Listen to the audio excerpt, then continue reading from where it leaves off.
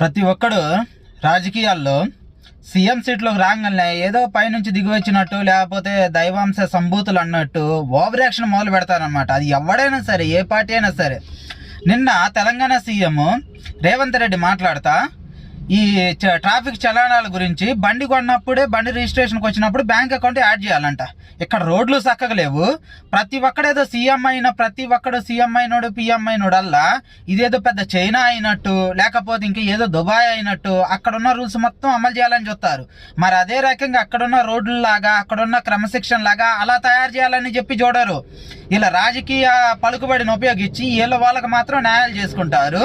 పేద ప్రజల నడ్డి విరచడం కోసం ట్యాక్సులు అన్నీ వసూలు చేయటాలు లేకపోతే ఈ చలానాలు వేయటాలు ఇవన్నీ బాగా చేస్తూ ఉంటారనమాట.